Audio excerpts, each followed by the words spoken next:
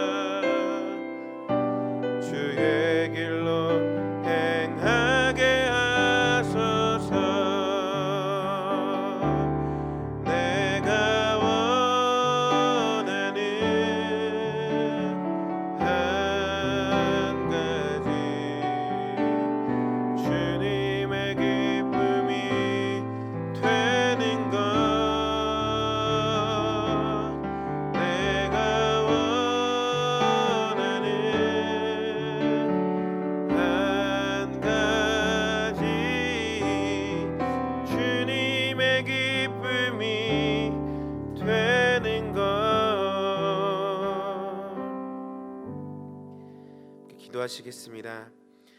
사랑하는 하나님 아버지, 오늘도 주님의 은혜와 사랑에 감사드립니다. 늘 부족하고 연약한 우리들임에도 불구하고 변함없이 저희들 사랑해 주시고 은혜 내려 주시니 감사드립니다. 전 세계가 코로나 바이러스로 인해 큰 어려움을 당하고 있습니다.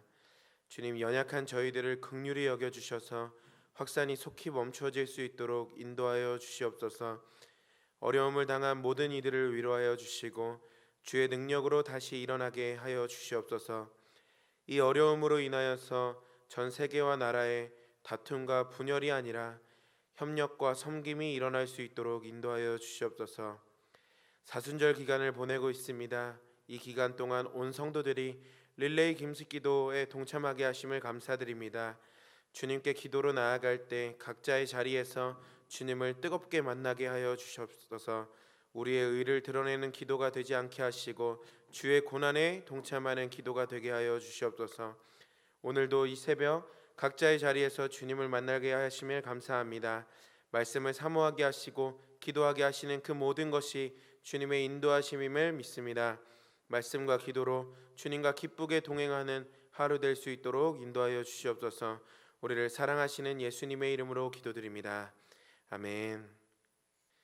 오늘 우리에게 주시는 말씀은 요한복음 19장 1절에서 16절 말씀입니다. 요한복음 19장 1절에서 16절 말씀입니다. 제가 봉독하겠습니다. 이에 빌라도가 예수를 데려다가 채찍질하더라.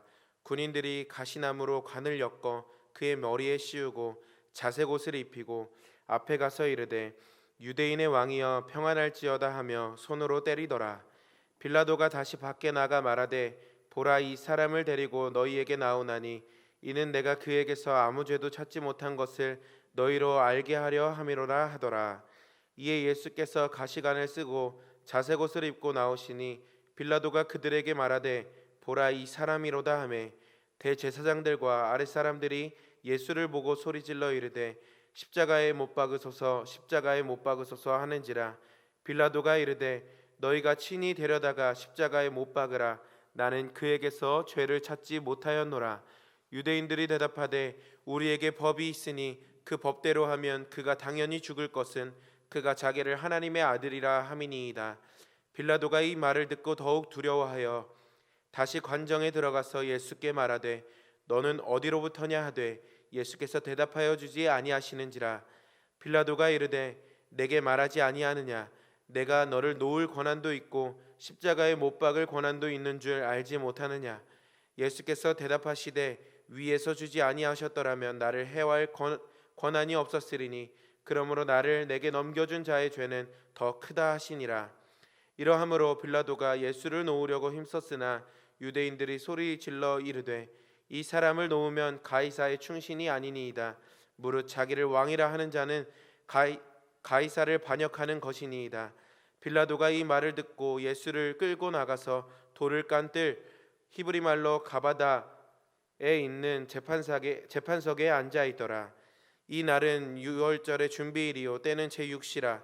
빌라도가 유대인들에게 이르되 보라 너희 왕이로다. 그들이 소리 지르되 없이 하소서 없이 하소서 그를 십자가에 못 박게 하소서. 빌라도가 이르되 내가 너희 왕을 십자가에 못 박으랴. 대제사장들이 대답하되 가이사 외에는 우리에게 왕이 없나이다 하니 이에 예수를 십자가에 못 박도록 그들에게 넘겨주니라. 아멘. 오늘 본문은 예수님께서 실제 순환을 당하시는 내용입니다. 채찍을 맞으시고 가시 면류관을 쓰시고 여러 조롱과 또 모함을 당하십니다. 최후에는 십자가형까지 당하게 되는 것이 바로 오늘 본문의 말씀입니다. 이런 일들이 일어나기까지 예수님께서 순환 당하시는 일에 함께 가담했던 사람들이 오늘 말씀에 등장합니다. 오늘은 그 사람들이 누구였고 그들은 무엇 때문에 예수님을 십자가에 못 박게 되었는지, 그리고 혹 우리에게는 그들과 같은 모습은 없는지 함께 돌아보는 시간이 되기를 간절히 소망합니다. 오늘 본문에서 예수님이 십자가형을 받기까지 그 일에 동참했던 사람은 누가 있습니까? 먼저 살펴볼 사람은 군인들입니다. 오늘 본문 1절에서 3절 말씀을 함께 보면 이에 빌라도가 예수를 데려다가 채찍질을 하더라. 군인들이 가심나무로 관을 엮어 그의 머리에 씌우고 자색옷을 입히고 앞에 가서 이르되 유대인의 왕이여 평안할지어다 하며 손으로 때리더라. 오늘 말씀의 군인들은 가시로 된 면류관을 만들어 예수님 머리에 씌웠습니다. 또 왕들만 입는 그 자색옷을 예수님께 입히고 입술로도 예수님을 유대인의 왕이라고 고백했습니다. 그러나 그들은 정말 예수님을 왕으로 여긴 것일까요? 절대 그렇지 않습니다. 오히려 그들은 그 예수님의 뺨을 때리며 예수님을 조롱하였습니다. 오늘 이 군인들의 모습을 통해 우리가 돌아봐야 할 것이 무엇일까 생각해 보았습니다. 그것은 바로 우리가 입술로는 예수님을 우리의 왕이라 고백하지만 실제로는 그 예수님을 무시하면서 살고 있지는 않는가 하는 것입니다. 주님을 우리의 왕으로 모시길 원한다고 고백하면서도 정작 내가 왕이 되어 살아갈 때가 얼마나 많은가 하는 것입니다. 우리는 정말 많은 경우 내 생각, 내 경험, 내 계획을 따라 살아갑니다. 내 힘을 의지하고 내 능력을 의지하고 내가 가진 것, 또 내 주위 사람들을 의지하고 살아갑니다. 예수님을 왕이라고 고백하면서 그렇게 살아가는 것이죠. 지난주에 있었던 일입니다. 제가 샤워를 할 때면 핸드폰으로 찬양을 틀어놓고 샤워하는 것을 좋아합니다. 그래서 항상 찬양을 틀고 그 찬양 따라 부르면서 씻는데 그날도 여느 때처럼 핸드폰으로 찬양을 틀어놓고 씻고 있었습니다. 그런데 막 몸을 씻다가 그만 핸드폰을 쳐버렸습니다. 이 핸드폰이 땅에 떨어졌고 확인해 보니 액정이 깨져 버렸습니다. 마침 지난달 약정이 다 끝나 보험도 다 끝난 상태였습니다.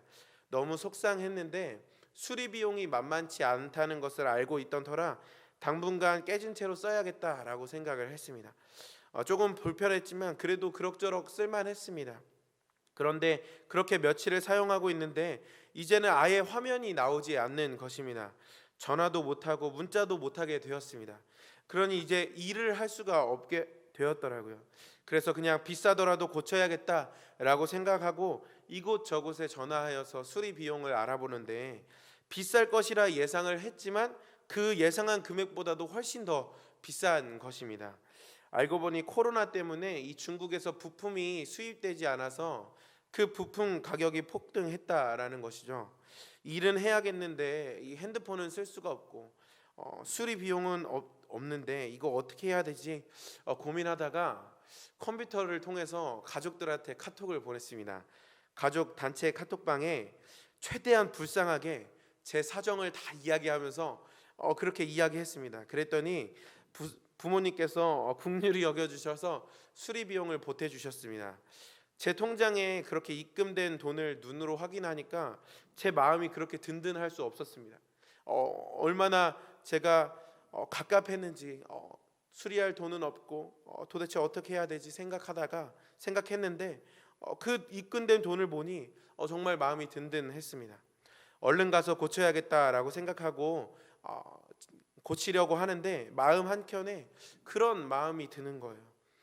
내가 아직도 부모님을 의지하고 있고 돈을 의지하고 살아가고 있구나 라고 하는 것이 깨달아졌습니다. 그래서 여전히 아직 고치지 못하고 그렇게 지내고 있습니다. 저는 이처럼 늘 예수님을 왕이라 고백하고 찬양도 하고 예배도 드립니다. 그러나 정말 많은 순간 다른 것을 의지하며 살아갈 때가 많습니다. 내 방법대로 하고 내 계획대로 할 때가 너무나도 많습니다. 그러나 이것이 저만의 이야기는 또 아닐 것입니다. 우리 모두가 그렇게 살아갈 때가 참 많이 있죠. 그렇다면 왜 우리가 그렇게 살아갑니까? 그것은 예수님을 우리의 입으로는 왕이라고 고백하지만 실제로는 그렇게 믿고 있지 않기 때문입니다. 만약 예수님이 정말 온 세상을 주관하고 다스리시는 그 전능하신 왕이라고 하는 그 믿음이 있다면 우리는 모든 삶의 문제 가운데서 주님의 도우심을 구하면서 살아갈 것입니다. 작은 일, 큰 일 할 것 없이 그 주님 의지하면서 살 것입니다. 그러나 실제로 진짜 예수님이 우리의 왕이다, 이 세상을 주관하시고 다스리시는 왕이다 라는 것을 믿지 않기에 그 주님의 도우심을 구하지도 않고 그 주님의 계획, 주님을 의지하면서 살아가지도 않는 것입니다. 제가 제 삶에서 겪었던 것처럼 핸드폰 액정이 깨졌을 때 저는 이 일에 대하여 기도해보지 않았습니다. 기도해봐야겠다고 생각하지도 않았습니다. 그냥 하나님께 물어보려고 하지도 않고 도움을 구하려 하지도 않았습니다. 그런데 그렇게 사는 것이 정말 예수님을 왕으로 모시고 사는 삶이라고 할 수 있을까? 우리는 정말 예수님이 아니라 내가 왕이 되어서 내 생각, 내 경험, 내 방법, 내 주위 사람들을 의지하며 살아갈 때가 얼마나 많이 있습니까? 그러나 그것이 바로 오늘 본문에서 예수님을 죽였던 군인들의 모습이다라고 하는 것입니다. 오늘 이 아침 우리가 우리의 삶을 한번 돌아보았으면 좋겠습니다. 혹 오늘 말씀에 이 군인들처럼 우리의 삶에 예수님을 왕이라 고백하면서 여전히 내 뜻과 내 방법으로 살아가는 모습은 없는가?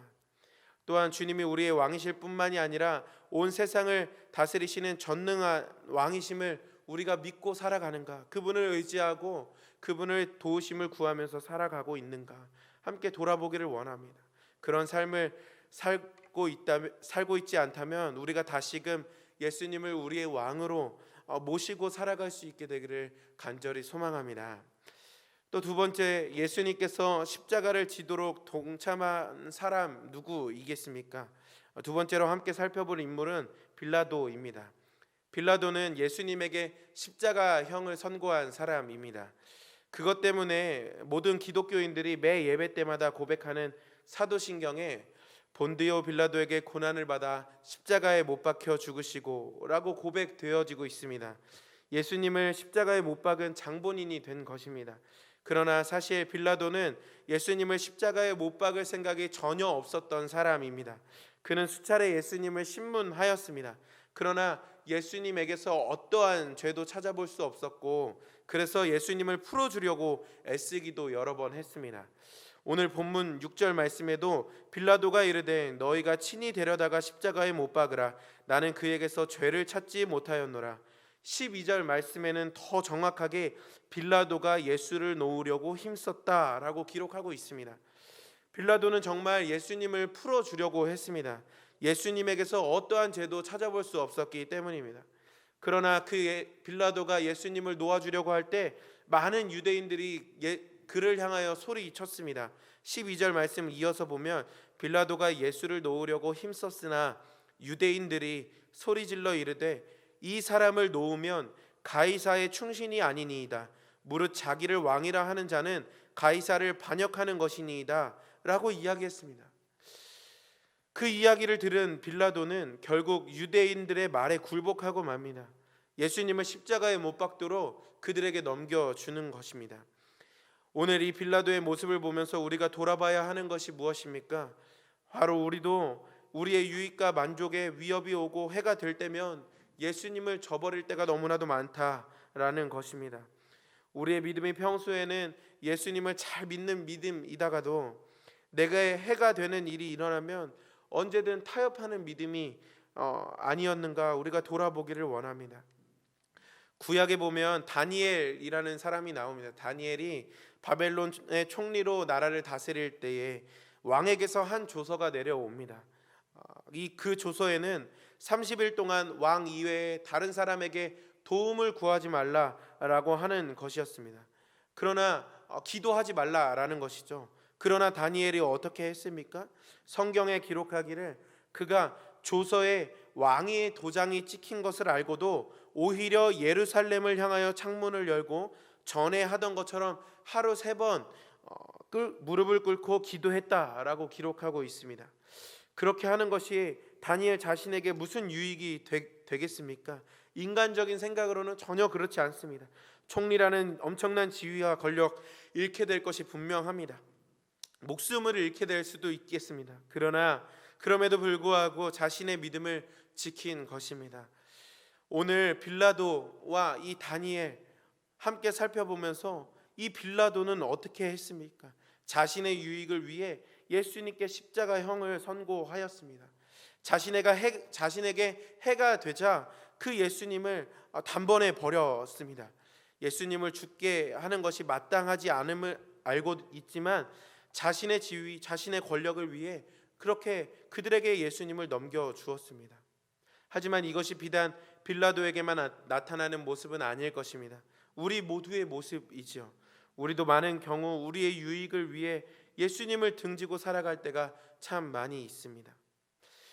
많은 이들에게 존경을 받았던 고 옥하는 목사님께서 생전에 목회자 컨퍼런스에 모인 목회자들을 향하여서 설교하신 적이 있습니다.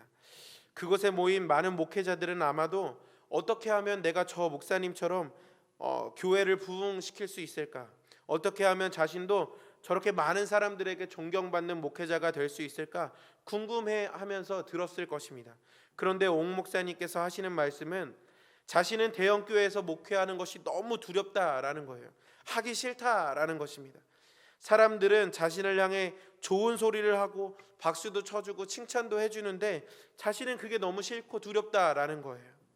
그러면서 그 이유를 이야기하시는데 그 이유가 무엇이냐면 이미 이 땅에서 너무나 많은 칭찬과 상을 받아서 정작 천국에서는 아무런 상도 받지 못할까 봐 두렵다라고 하시는 것이었습니다. 그렇습니다. 우리의 삶은 이 땅에서의 삶이 전부가 아닙니다. 예수님께서는 우리에게 이 잠깐의 삶 뒤에 영원한 삶을 약속해 주셨습니다. 그런데 우리는 마치 이 땅에서의 삶이 다인 것처럼 이 땅에서의 유익과 만족을 위해 그 예수님을 포기하며 살아갈 때가 너무나도 많습니다. 잠깐의 삶을 위해 영원한 삶 포기하는 것, 그거는 정말 어리석은 일입니다. 지혜로운 것은 이 땅에서의 삶이 아니라 영원한 삶을 위하여 그 삶을 예비하며 살아가는 삶, 그것이 바로 지혜로운 삶입니다. 사랑하는 성도 여러분, 우리 모두에게 영원한 삶이 있음을 바라볼 수 있는 그 눈이 열리게 되기를 간절히 소망합니다. 그래서 이 땅에서 잠깐 누릴 나의 유익과 만족을 위해서 살아가는 것이 아니라 영원한 삶을 예비하며 살아가는 우리 모두가 될 수 있기를 간절히 소망합니다. 어떤 해가 따를지라도 그 믿음과 맞바꾸지 않는, 타협하지 않는 삶 살아갈 수 있게 되기를 간절히 소망합니다. 또 예수님을 십자가에 못 박게 한 일에 동참한 사람 중에 마지막으로 살펴볼 사람은 바로 대제사장들과 유대인들입니다. 이들이야말로 진짜 정말 예수님을 십자가에 못 박은 장본인이라고 이야기할 수 있겠습니다. 11절 말씀에 예수님께서 빌라도에게 이야기하기를 너의 죄보다 나를 내게 넘겨준 자의 죄가 더 크다라고 이야기하셨습니다. 여기서 예수님을 빌라도에게 넘겨준 자들이 바로 이 대제사장들과 유대인들입니다. 예수님은 빌라도의 죄보다 그들의 죄가 더 크다라고 이야기했습니다. 그 이유가 무엇일까 곰곰이 생각해 보다가 깨닫게 된 것이, 빌라도는 예수님께 그 십자가형을 선고하긴 했지만 그는 하나님의 말씀을 가지지 못한 자였습니다. 그러나 유대인들은 달랐습니다. 유대인들은 하나님의 말씀을 받은 자들임에도 불구하고 그 예수님을 십자가에 못 박은 자들이 되었습니다. 7절 말씀에 유대인들이 대답하되 우리에게 법이 있으니 그 법대로 하면 그가 당연히 죽을 것은 그가 자기를 하나님의 아들이라 함이니이다. 여기서 말하는 그들의 법이 바로 율법입니다. 그들은 정말 하나님의 말씀을 이용해서 하나님의 아들을 죽이고자 한 것입니다. 그들은 어떻게 하나님의 말씀을 가졌으면서도 하나님께서 행하시는 일에 대하여서는 전혀 알지 못하고 그 하나님의 아들을 죽이려고 했을까 고민하다가 깨닫게 된 것이, 그것은 그들의 마음이 강팍했기 때문이다라는 것을 깨닫게 되었습니다. 그들은 그들이 가진 하나님의 말씀을 대할 때에 하나님께서 어떤 말씀을 하시는지 들여보려고 하지 않았습니다. 하나님의 말씀을 보면서도 결코 그것에 순종하려고 하는 마음을 가지고 본 적은 없습니다. 하나님의 말씀을 그저 자신의 지식을 채우려는 수단으로 사용했고 자신의 탐욕을 채우기 위한 수단으로 사용했습니다. 그들의 마음이 정말 강팍했던 것입니다. 저도 그럴 때가 있습니다. 기도의 자리에 있으면서도 순종할 마음은 전혀 없이 그 자리에 있을 때가 있습니다. 주님은 분명 용서하라고 말씀하시는 것 같은데 용서가 되지 않고, 사랑하라고 말씀하시는 것 같은데 사랑하려고 하지 않으면서 기도의 자리에 앉아 있을 때가 많습니다. 그렇게 기도하는 것이 제게 어떠한 유익이 되겠습니까? 그렇게 기도하는 것이 제 삶을 변화시킬 수 있겠습니까? 어떤 유익도 변화도 주지 못하는 것입니다. 그러니 우리는 말씀을 볼 때, 또 기도를 할 때, 아니 그 이외에 무엇을 하든지 먼저 우리의 마음이 강팍한 마음이 아니라 부드러운 마음 될 수 있도록 기도해야 합니다. 주님께서 말씀하시는 것이 있다면 무엇이든지 순종할 수 있도록 우리의 마음을 만져달라라고 기도해야 합니다. 왜냐하면 주님의 말씀이 생명이기 때문입니다. 우리의 마음이 강팍해서 주님의 말씀에 불순종한다면 우리는 생명을 잃어버리는 것이기 때문입니다. 그리하여서 우리 안에 계신 성령님께 도움을 구하면서 성령님, 제 강팍한 마음을 부드러운 마음으로 풀어주십시오. 제 마음을 만져주십시오. 기도하고, 그래서 그 생명의 말씀, 그 생명의 주님의 말씀을 우리가 순종할 수 있어야 하겠습니다. 오늘 유대인들은 주님의 말씀을 가졌지만 그들의 강팍한 마음을 해결하지 못하여서 결국 예수님을 죽이는 일에 가장 앞장선 사람이 되었습니다. 이제 저희가 함께 기도하겠고 또 오늘 하루 주님의 음성을 들으며 살아갈 텐데 우리가 꼭 기도해야 할 것이 무엇입니까? 바로 어떠한 음성에도 순종할 수 있는 부드러운 마음 달라고 기도했으면 좋겠습니다. 성령님, 우리 안에 오셔서 우리의 마음을 만져주옵소서. 우리의 강팍한 마음을 부드럽게 해주시고 주님께서 들려주시는 음성에 순종하는 하루 되게 하여 주시옵소서. 함께 기도할 수 있게 되기를 소망합니다. 그리하여서 생명의 말씀이 정말 우리의 삶에 유익이 되어지고 우리의 삶을 변화시키는 그 생명의 말씀 되기를 간절히 소망합니다. 우리 이 시간 함께 말씀을 붙잡고 기도하며 나아가길 소망합니다. 첫째로 기도할 때는 주님이 우리의 삶의 왕이실 뿐만 아니라 이 모든 세상을 주관하시고 통치하시는 왕이심을 믿는 믿음을 허락하여 주시옵소서. 그래서 이제는 입술로만 주님을 왕이라 고백하지 않고 삶에서 주님을 우리의 왕으로 모시고 살아갈 수 있도록 도와주시옵소서. 오직 주님만을 의지하고 주님의 도우심을 구하며 사는 우리의 삶 되게 하여 주시옵소서. 기도하시겠습니다. 두 번째로 기도할 때, 주님, 우리의 눈을 열어 이 땅에서의 삶이 다가 아니라 영원한 삶이 우리에게 예비되어 있음을 보게 하여 주시옵소서. 이 땅에서의 유익을 위하여서 영원한 삶을 포기하는 어리석은 자 되지 않도록 도와주시고 영원한 하나님의 나라에서 사는 삶을 위하여서 살아가는 사람 되게 하여 달라고 기도하시겠습니다. 마지막으로 기도하실 때 저희 안에 계신 성령님, 저희들의 강팍한 마음을 만져주시옵소서. 저희들의 마음을 풀어주시고 부드럽게 하여 주셔서 생명이신 주님의 말씀 순종하는 삶, 그 말씀에 순종하여 우리 삶에 주님께서 생명으로 역사하시는 삶 살게 하여 주시옵소서. 우리 이 시간 이 세 가지 기도 제목을 놓고 함께 기도하시겠습니다.